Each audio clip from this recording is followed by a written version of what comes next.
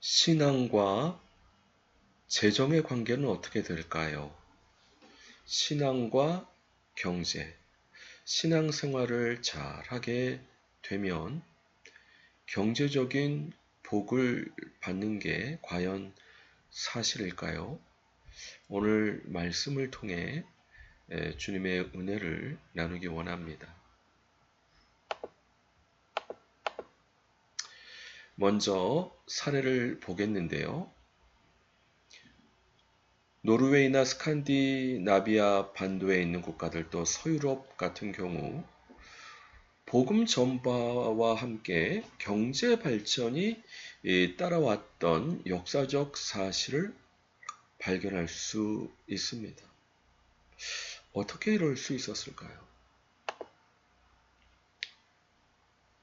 반대로 요즘 아프리카의 어떤 대륙보다 경제가 빠르게 성장하는데 동시에 사람들은 급속하게 가난해지고 도덕적, 사회적 구조도 빠르게 무너지고 있는데 무엇이 문제일까요? 또 많이 심는 자는 많이 거둔다고 말씀해 주셨는데 그뿐입니까? 또 다른 무엇이 있습니까? 하나님의 말씀을 통해 살펴보기 원하는데요.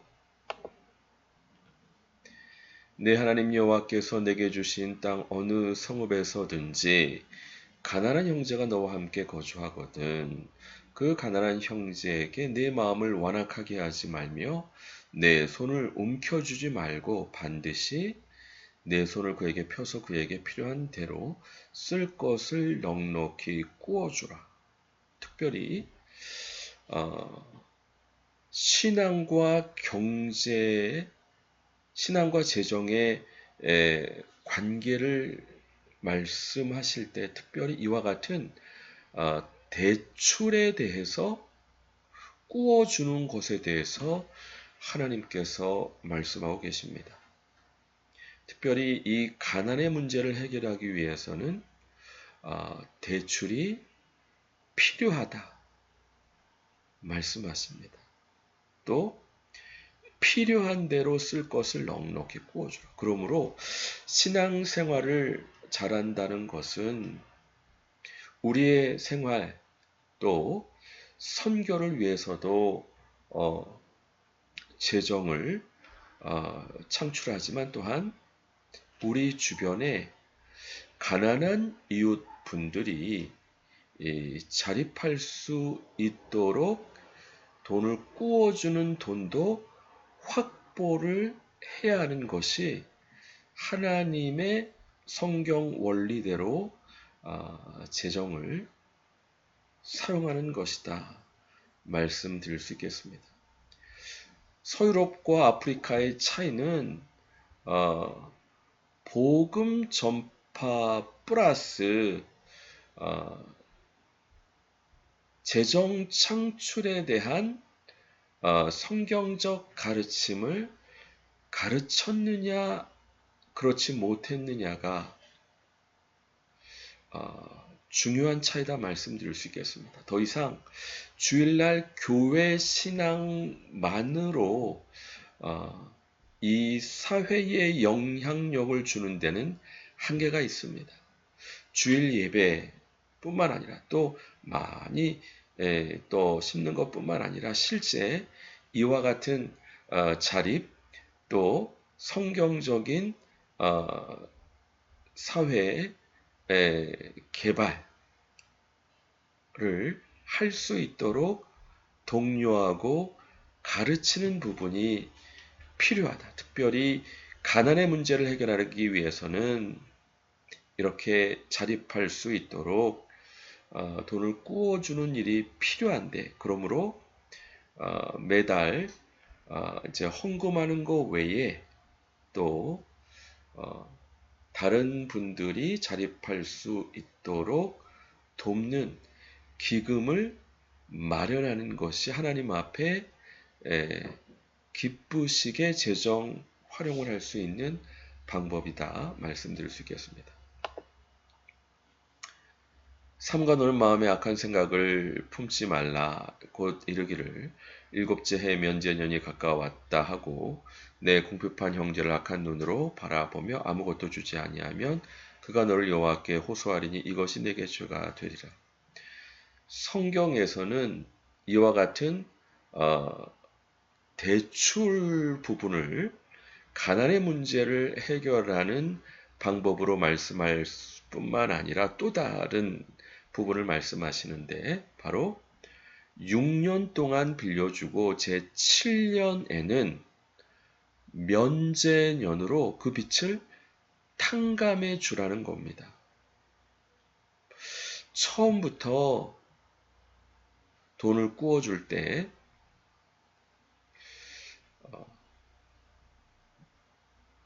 6년까지 상환 받으리라고 생각하고 꾸어주고 또 미처 못 갚는다 하더라도 그 빚을 제 7년에는 탕감해 주는 것이 하나님의 재정 원칙이라는 겁니다.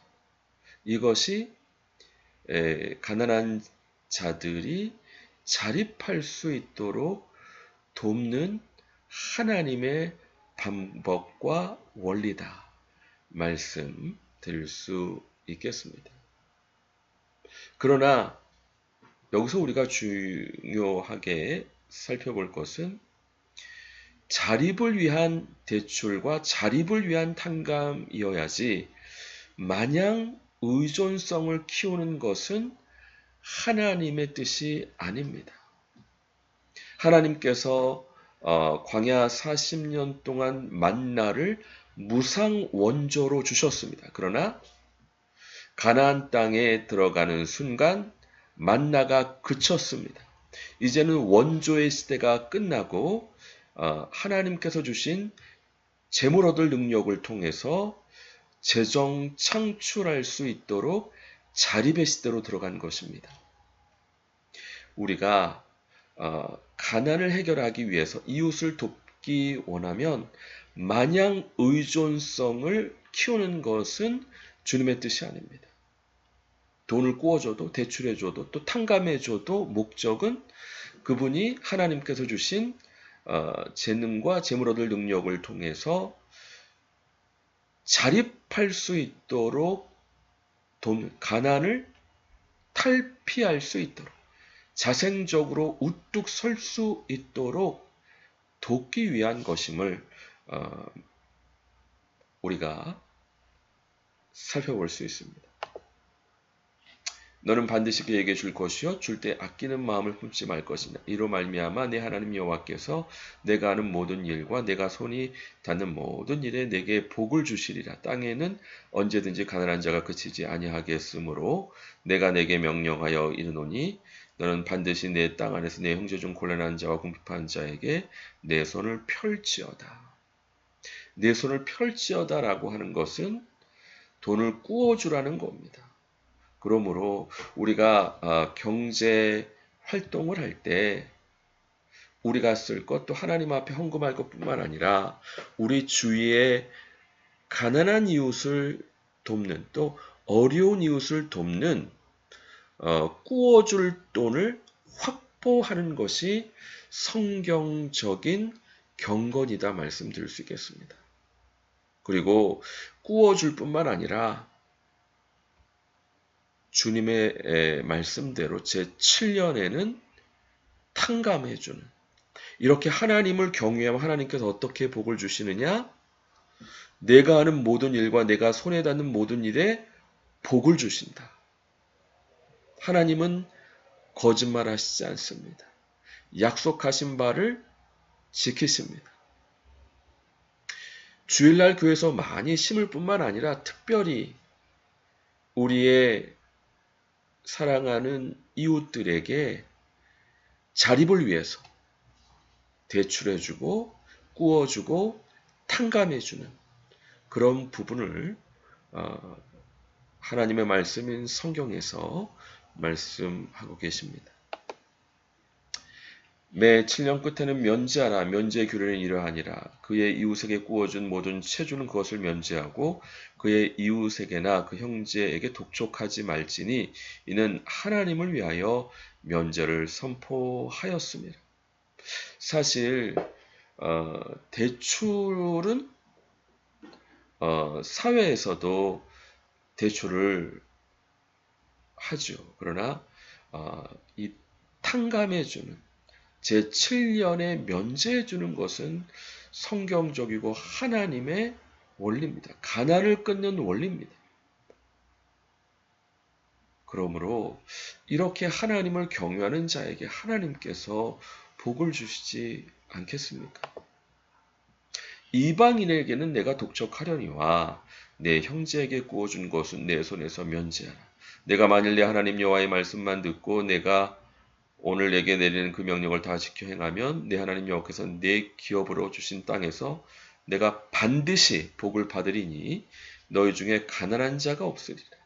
하나님의 말씀대로 순종하면 가난한 자가 없게 해주시겠다. 주님의 약속입니다. 그러나 하나님 말씀을 불순종하게 되면은 가난한 자가 끊어지지 않을 수 있다는 거죠.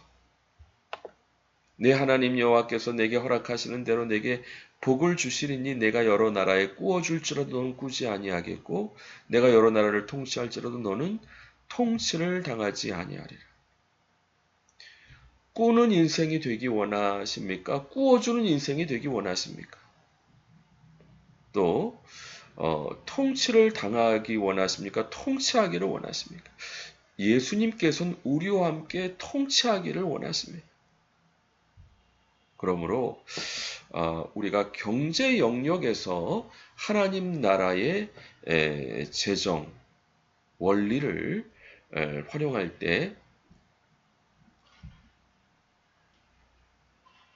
성경적인 꾸어주고 탕감해주는 원리대로 하나님을 경외하여 순종할 때 하나님께서 그를 우뚝 킹덤 자본가로 세우셔서 더 많은 사람을 살리는 자로 요셉으로 사용하실 것입니다.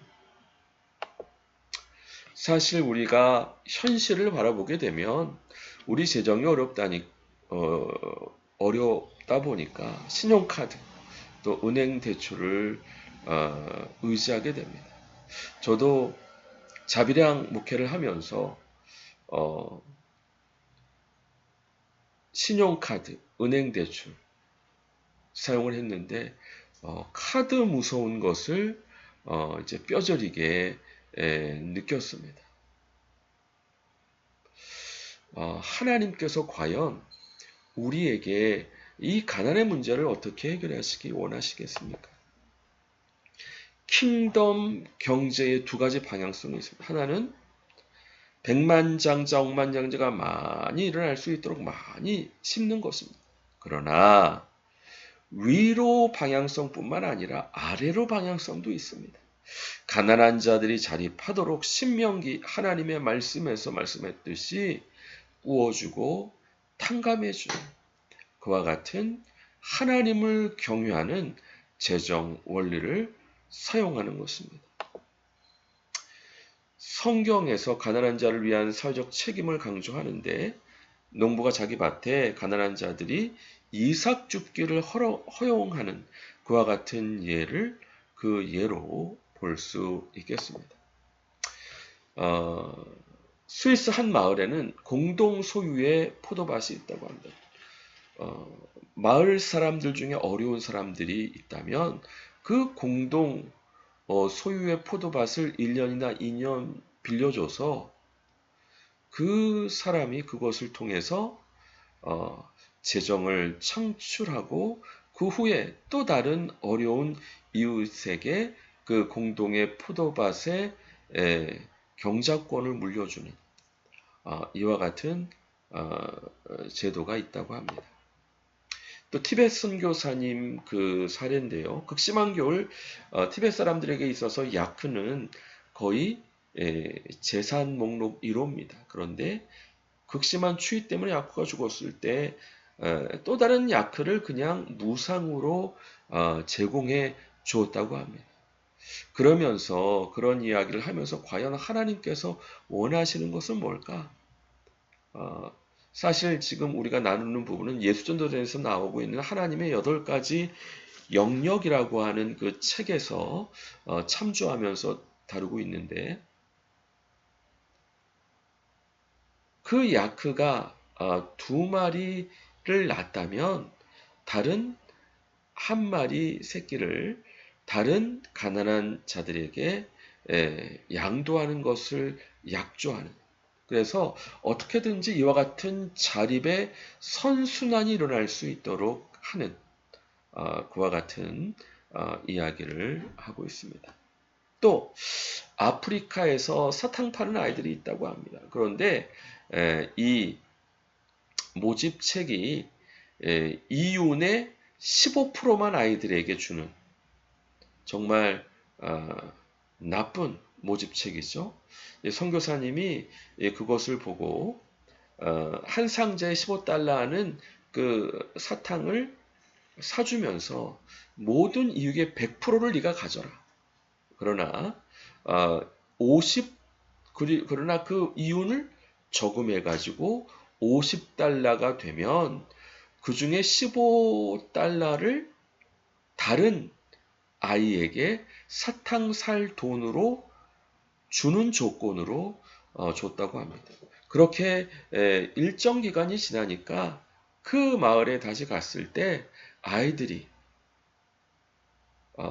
자기의 어떤 경제 활동으로 필요를 스스로 공급하는 아이들로 놀라운 변화가 일어났다는 이야기를 전하고 있습니다.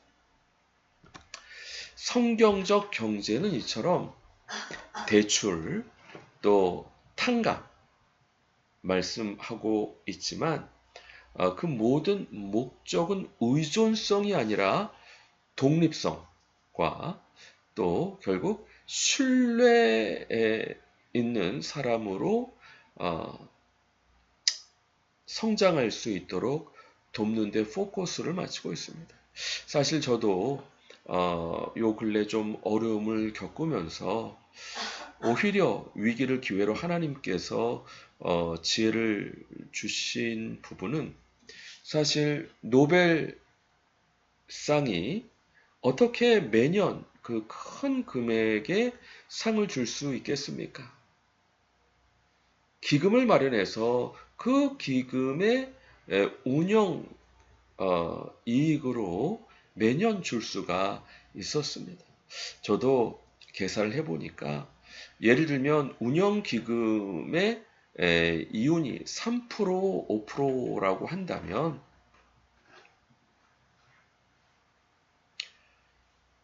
1억이면 3%, 5%? 그 부분을 어려운 이웃을 위해 사용하게 하는데 그렇게 기금으로 내놓을 수 있는 사람을 1000명을 모으게 되면 최소한 3% 운영 기금이라고 하더라도 1년에 2천만 원씩 150명을 도울 수 있는 기금이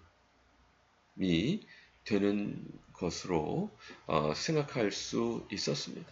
사실 저에게 북한에 대한 마음을 품으면서 무엇보다 긍휼 사역뿐만 아니라 자립센터 또 선교사 훈련 파송센터 이런 비전을 주셨는데 이와 같은 자립을 위해서는 이처럼 마이크로 크레딧 같은 대출과 뿐만 아니라 탕감의 원리로 기금을 운영하는 부분이 필요할 수 있겠다 말씀드릴 수 있겠습니다.